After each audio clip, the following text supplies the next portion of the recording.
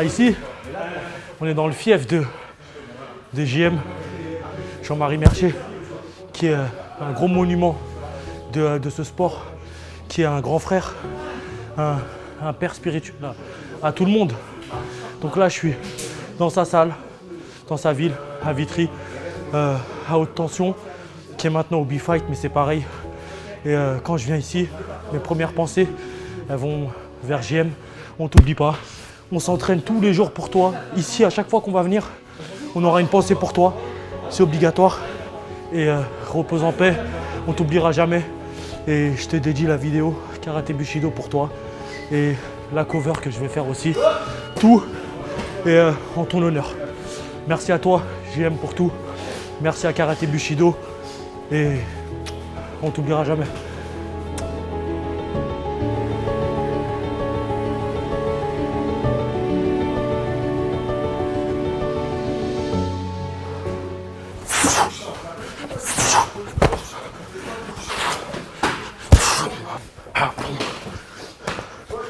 Oui.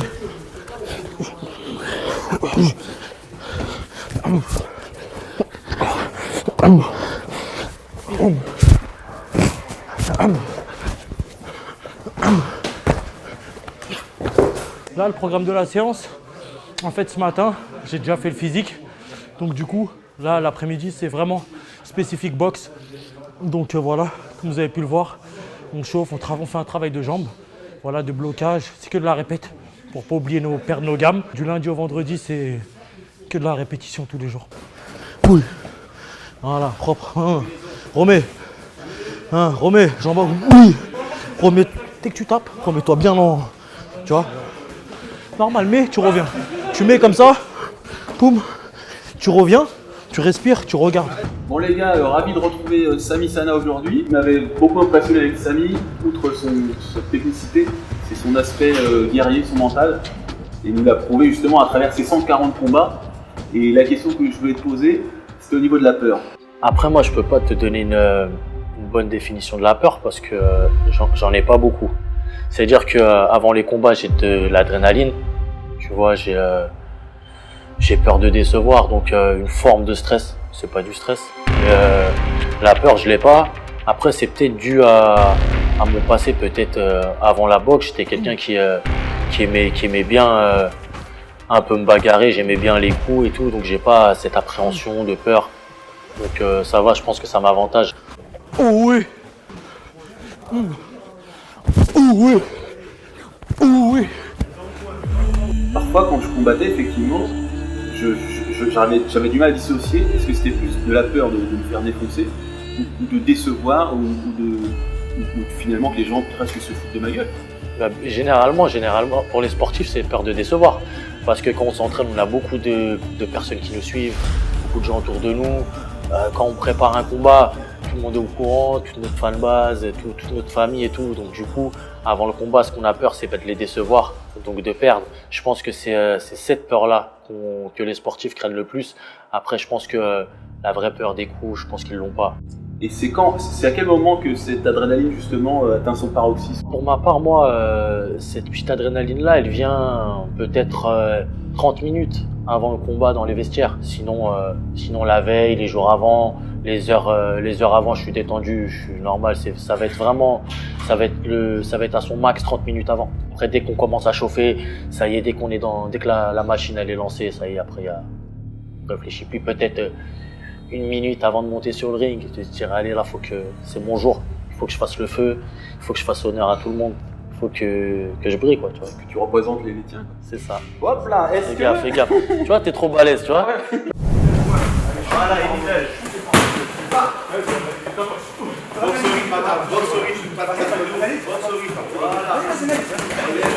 C'est nos futurs champions, c'est la relève. Akram Hamidi, il charbonne beaucoup, il est déjà très jeune, il a déjà beaucoup de titres nationaux et internationaux, donc on mise tout sur lui. 26 mars à Abu Dhabi. Et là, il boxe à Abu Dhabi le 26 mars. Anouar El Karkouri doit avoir 25 ans, il a peut-être 30 à 40 combats. On suit une bonne petite équipe, la relève, et c'est pour ça justement que je fais mes événements. C'est pour les petits jeunes de pouvoir montrer l'étendue de leur talent. T'as Reda, qui est un C'est un très grand, c'est un grand combattant. Il boxe, il est champion du monde ISK aussi, qui est énormément talentueux, vraiment. Hein. Et là, il y a Christopher justement aussi, qui est champion de France. Voilà, ça tape dur. Hein. Ici, il n'y a pas de lol. Hein. Il n'y a pas de lol. Hein. Ça rigole pas, c'est pour de vrai. Et là, il y a toute mon équipe là, de Steve Beaubrun, qui est un champion aussi, qui était au Phoenix avec moi. C'était le premier vainqueur du Wicked One tournament. Là, on a Steve Valente, qui est un champion qu'on ne présente plus. Là, tu as Vatsana Sedon, qui est du Phoenix aussi. Ça relâche. Avec les poings derrière Akram. Là, c'est trop du poids à noir. Pas de poids à noir. Travaille ta combinaison, ce qu'on fait à l'entraînement. Vas-y. Maintiens la pression, Akram. Les middle, maintiens la pression, reste. Voilà. Ça s'organise. Voilà. Voilà, ça semble. Oui. Voilà, accélère maintenant, accélère. Reste là. Accélère. Laisse pas de face. Voilà. Oui. Sans te coller. Combinaison, laisse pas organiser. Voilà, super. En bas, c'est ouvert, Akram, en bas. En bas, c'est ouvert, hein. Oh. Voilà. Super. Voilà. Voilà. Décale un peu. Pap. Arrête de coller. Oui. Oui, c'est bien.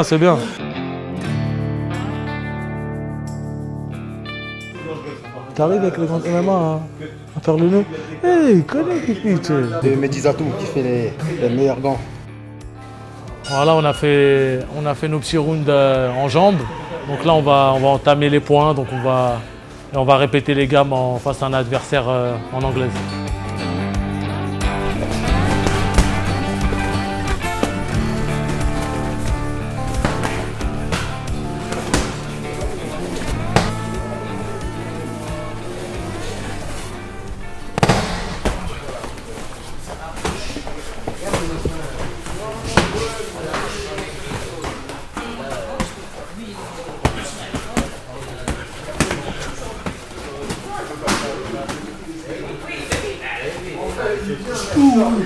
Du haut de tes 150 combats maintenant, hein. L'autre fois c'était 140, on s'est rencontrés il y a quelques mois, maintenant c'est 150. Le mec tous les 3 mois il combat 10 fois. Est-ce que dans le combat même, au moment du combat, est-ce que tu as des flashs qui te perturbent? Des flashs intellectuels? Est-ce que tu as des pensées négatives? Franchement, pas du tout. Parce que quand je rentre dans mon combat, je suis dans mon combat. Je pense qu'à ça. Je pense qu'à mon adversaire. Je pense qu'à la victoire. Je pense qu'à la performance. Et je pense à la stratégie que j'ai mis en place avant le fight. Donc du coup, ça prend toute ma tête. Donc j'ai pas le temps de penser à autre chose. Tu vois. Après, dans ma carrière, j'ai déjà eu beaucoup d'épreuves, donc beaucoup de soucis. Il y a eu des répercussions pendant mes combats, mais c'est vraiment quand j'ai des gros soucis et j'arrive quand même, malgré ça, à passer outre, quoi, tu vois. Il n'y a jamais des moments où tu te fais défoncer, bon ça arrive à tout le monde, hein. Même Ouais. toi ça t'est arrivé, où tu es en train de te dire mais qu'est-ce que je fous là? Pourquoi je me bats? Je suis en train de me faire mal. Comment je peux m'en sortir? Bah franchement, j'ai pas cette. J'ai déjà eu des combats très difficiles. J'ai déjà été en difficulté grave, mais justement moi ça me donne une force supplémentaire. Tu vois, quand je suis dans la difficulté, ça me donne justement une force supplémentaire de me dire putain là, faut que tu ailles là, t'es en train de perdre là, t'es en train de te faire malmener là. Là c'est chaud, il faut que tu te réveilles, il faut que tu y ailles. Et généralement j'ai le déclic, j'arrive à me réveiller et à tenir le coup et voilà, garder le moral et faire un gros fight, tu vois. Et à l'inverse, quand tu sens que tu domines l'adversaire, est-ce qu'il n'y a pas des pensées qui vont amoindrir ta force, te déconcentrer? Parce que ça Ouais, t'arrive, c'est vrai. ça. C'est vrai, généralement quand... Bon, je sous-estime aucun adversaire, tu vois. Mais généralement quand l'adversaire il est peut-être pas dans son bon jour ou voilà, que je suis largement au-dessus ou que je sens que ses coups ne font pas mal et que moi je fais plus mal, c'est vrai que moi j'aime pas trop. Parce que je sors pas ma boxe, parce que j'ai l'impression qu'il n'y a pas de danger, j'ai l'impression que ça me fait pas mal, que je vais pas tomber, j'ai l'impression de contrôler le combat, donc je fais le strict nécessaire, tu vois. Et moi j'aime bien les combats, les gros combats, vraiment avec beaucoup de tension, beaucoup d'engouement, avec des grands champions, tu vois, comme ça on fait des combats dignes, tu vois, des combats de feu. Mais sinon les combats, ouais, c'est vrai que ça réduit les performances, c'est vrai que ça réduit les performances.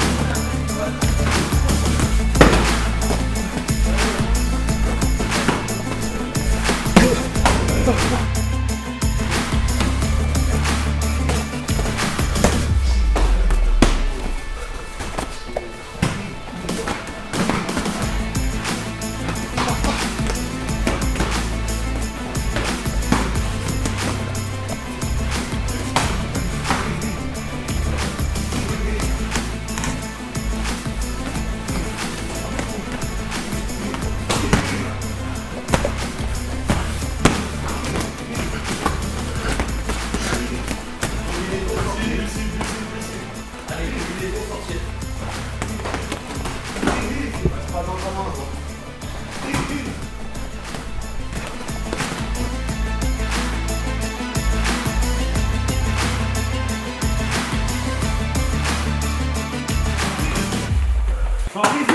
Oui.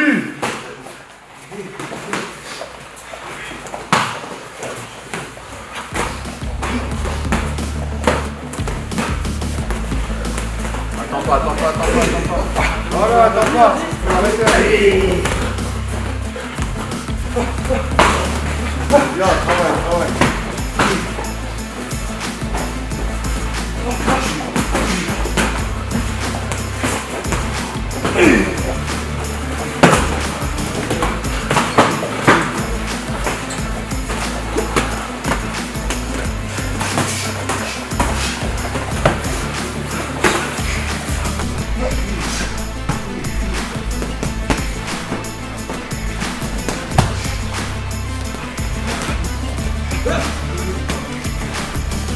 Sors.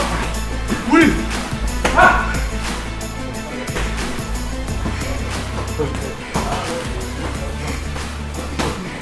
20 secondes.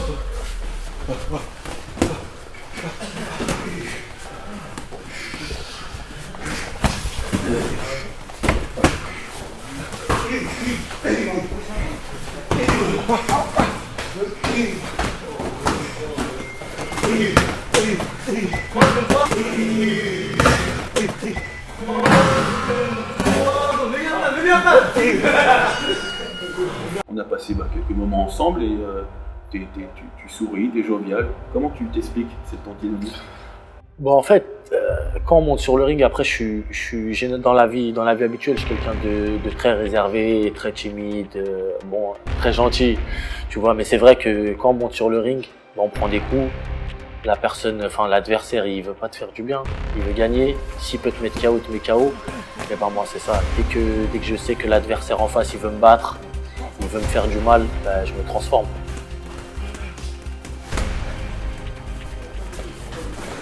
Sors. Soit tu sors, soit t'es comme ça. Mets-toi en boule. Soit t'accroches. Clinch. Voilà. Tu récupères bien. T'attends que l'arbitre vienne. Tu pars. Tu sors. Tu sors tout de suite. Un jab, tu sors. Un uppercut, tu sors. Bien. J'ai peur que tu me refroides. Ouais, rentre sur moi. Tu vois? Tu vois?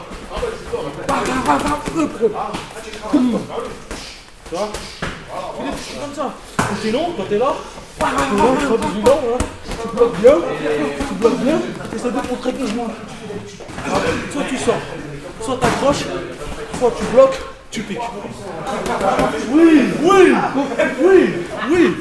c'est ça.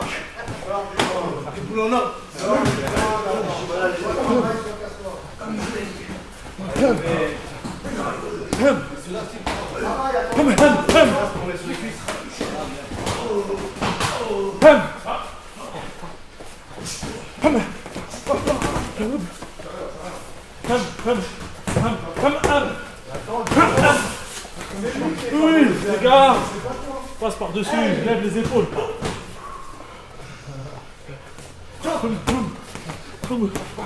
Oui.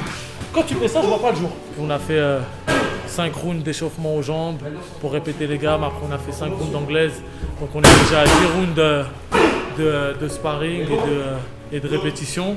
Et là, pareil, je vais finir encore vraiment très léger. Là, je vais faire un travail de coup d'œil, de déplacement et tout pour finaliser. Après, c'est le physique. Et après, on a fini pour aujourd'hui. C'est la fin de semaine. On est vendredi. On relâche toujours en fin de semaine. On redescend crescendo. Voilà. Merci à vous.